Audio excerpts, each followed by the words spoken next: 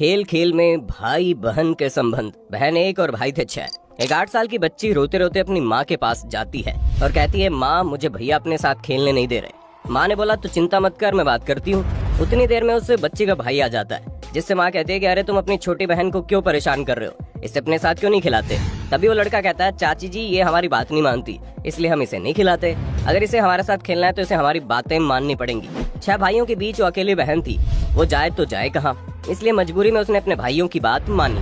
पर जब खेल शुरू होता है तो एक ऐसा खेल होता है जिसकी उम्मीद कभी किसी ने नहीं की थी, और जब आपको उस खेल के बारे में पता चलेगा तो आपके भी रोंगटे खड़े हो जाएंगे और अपने बच्चों के लिए आपकी चिंता और ज्यादा बढ़ जाएगी। दोस्तों, ये सच्ची घटना छत्तीसगढ़ के अंबिका नगर जिले की है, जहाँ पर गांधीनगर नाम का थाना लगता है। और यहीं पर एक गांव है जिसमें एक पूरा संयुक्त परिवार रहता है, जहाँ चाचा ताऊ वगैरह सभी जॉइंट फैमिली में रहते हैं। इस परिवार की एक 8 साल की बच्ची है जिसकी तबीयत कुछ दिनों से खराब चल रही थी। बच्ची की हालत दिन प्रतिदिन खराब होती जा रही थी, जिसे देख माँ को अपनी बच्ची की चिंता सताने लगी। माँ ने पूछा, बेटा तुम्हें क्या हुआ है, तुम्हारी तबीयत दिन प्रतिदिन ढलती जा रही है, तुम बहुत कमजोर हो रही हो। अब 8 साल की बच्ची को क्या पता कि उसे क्या हो रहा है और क्या नहीं, इसलिए वो माँ से बोल देती है, मुझे नहीं पता मम्मी। हालांकि बच्ची को जो बुखार जुकाम बदन दर्द वगैरह की तकलीफ थी उसने अपनी माँ से बताई और माँ ने डॉक्टर को दिखाया, पर डॉक्टर की दवा लेने के बावजूद भी बच्ची की सेहत में कोई सुधार नहीं आ रहा था। उल्टा बढ़ते दिनों के साथ उसकी हालत और ज्यादा खराब होती जा रही थी। अपनी बेटी की यह हाल देखकर माँ को बहुत ज्यादा चिंता होने लगी और वो सोच में पड़ गई कि इतनी दवा कराने के बाद उसकी बेटी को आराम क्यों नहीं हो रहा और क्यों वो इस तरह से कमजोर होती जा रही है। हालात इतने नाजुक हो गए कि 3 फरवरी 2022 को उस बच्ची की तबीयत बहुत ज्यादा बिगड़ गई। उसके पेट में तेज दर्द होने लगा। जहाँ एक तरफ बच्ची के पेट में दर्द हो रहा था, उसे डॉक्टर के पास लेकर जाया जाता है, वहीं दूसरी तरफ उसी बच्चे का बड़ा भाई, जिसकी उम्र लगभग 18 साल के आसपास होगी, जो बाकी बच्चों से थोड़ा बड़ा था और जो 6 बच्चे आपस में खेलते थे उनके साथ वो नहीं खेलता था। वो लड़का कुछ ऐसी बातें सुनता है जो शायद उसे बहुत पहले सुन लेनी चाहिए थी। बातें सुनने के बाद वो लड़का सीधा अपनी माँ के पास जाता है और बोलता है, माँ मुझे कोई ना कोई गड़बड़ लग रही है, कोई तो ऐसी चीज है जो नहीं होनी चाहिए थी और हम अभी तक उससे अनजान है। अपने बड़े और समझदार बेटे की सारी बातें सुनने के बाद माँ ने वही चीजें अपनी बेटी से पूछी, क्या चल रहा है। ये सब पूछने के बाद माँ को अपनी बेटी से जो बातें पता चली उसे सुनने के बाद उसके पैरों तले जमीन खिसक जाती है। असल में दोस्तों, एक ही परिवार से ताल्लुक रखने वाले वो 6 बच्चे जो चाचा ताऊ और आस पड़ोस के भाई पाटीदार लगते थे, वो सभी एक साथ रहते और खेलते थे। लेकिन उनका ये खेल इतना ज्यादा खतरनाक बन जाएगा किसी ने न सोचा था। चाहे सारी बातें ऑनलाइन शिक्षा से शुरू होती है, जिनमें एक बच्चा 13 साल का होता है जो 6ठी क्लास में पढ़ रहा होता है और वो अपनी क्लास में ऑनलाइन पढ़ाई करता है। साथ ही वो लड़का बाकी बच्चों के साथ भी खेल कूद कर अपना समय बिताता था। खेलते खेलते कब उसके मोबाइल पर कुछ ऐसी साइट खुल जाती है जिसे देखकर वो सभी बच्चे हैरत में पड़ जाते हैं। जी हाँ दोस्त, आपने बिल्कुल सही अंदाजा लगाया। ये साइट कोई और नहीं बल्कि गंदी फिल्मों वाली साइट थी, जो अपने आप ही बच्चों से खुल गई। अब जाहिर सी बात है, जब ये सारी चीजें किसी के सामने खुल जाती है तो वैसे देखे बिना तो नहीं रह पाता। जिज्ञासा में आकर इन सारी चीजों को देख ही लेता है और ठीक ऐसा ही उस लड़के ने किया। पहले तो उसने अकेले देखना शुरू किया और फिर बाद में वो अपने साथ खेलने वाले भाइयों को भी गंदी फिल्मों की साइट्स दिखाने लगा। और इस तरह की साइट दिखाने के बाद वो बोलता है कि ऐसे ही तो मम्मी पापा भी करते हैं। यानी जब वो बच्चे अश्लील फिल्में देख रहे हैं तो वो साथ ही ये बातें भी कर रहे हैं कि हमारे मम्मी पापा भी तो ऐसे ही करते हैं।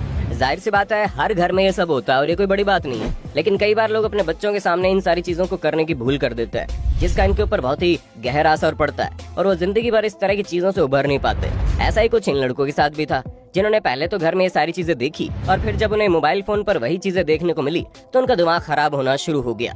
जिसमें पहले तो वो लोग इस तरह की साइट्स पर जाकर वीडियो देखते थे, लेकिन बाद में उन्होंने वीडियोस डाउनलोड करनी शुरू कर दी और हालात यहाँ तक पहुँच गए कि वीडियो में दिखाई जाने वाली चीजें उनके दिमाग में घूमने लगी। इसी वजह से उन्होंने जो जो चीज वीडियो में दिखाई जा रही थी वो सब कुछ अपनी बहन के साथ करना शुरू कर दिया।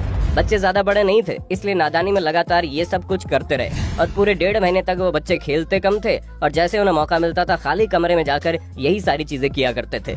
बच्चे सबसे पहले तो अकेले कमरा ढूंढते, जैसे ही कोई कमरा या फिर एकांत जगह उन्हें खाली मिलती वो लोग वहाँ पर जाकर ठीक वो सारी चीजें करने लगे। ये सिलसिला इसी तरह चलता रहा। बच्चों की हरकतें और ज्यादा परवान चढ़ती रही, जिसकी वजह से उस 8 साल की बच्ची की तबीयत धीरे धीरे बिगड़ने लगी। और इतना कुछ होने के बावजूद घर वालों को कानों कान खबर भी नहीं हुई कि उन्हीं के घर में उन्हीं के बच्चे इस तरह की गंदी हरकत कर रहे हैं। वो तो जब बड़ा भाई, जिसकी उम्र 17-18 साल थी, उसने सुना, जो वो 13 साल का बच्चा था जिसने बाकी बच्चों को गंदी फिल्मों की साइट्स दिखाई थी, वो अपने साथियों से अपने 8 साल की छोटी बहन का नाम लेते हुए कहता कि आज चलो दोबारा करा जाए। बड़े भाई को शक हुआ कि बच्चे कोई ना कोई गड़बड़ जरूर कर रहे हैं, इसलिए वो जाकर सबसे पहले उनका मोबाइल फोन चेक करता है और मोबाइल में मौजूद चीजों को देखकर उसे अपनी आंखों पर विश्वास ही नहीं होता। गुस्से में आकर वो सबसे पहले अपनी माँ से सारी बात बताता है जिसके बाद माँ अपनी छोटी बच्ची से सारी बातें पूछती है और जब उसे उन सारी बातों के बारे में मालूम चलता है तो वो गुस्से में आकर अपनी सास से घर के बच्चों की शिकायत करती है और फिर पूरे घर में हड़कंप मच जाता है। पर माँ तो माँ होती है, वो अपनी बेटी के साथ होने वाली इस दरिंदगी को भला कैसे भूल सकती थी। इसलिए वो तुरंत गांधीनगर थाने जाती है और उन सारे बच्चों के खिलाफ पुलिस थाने में मुकदमा दर्ज कराती है। मुकदमा भी कोई छोटा मोटा नहीं होता, बल्कि बहुत बड़ी बड़ी धाराओं में मुकदमा दर्ज होता है, जहाँ धारा 294, 323 के अलावा भी बच्चे की माँ अपने घर के उन बदमाश बच्चों के ऊपर कई सारी धाराएं लगाती है।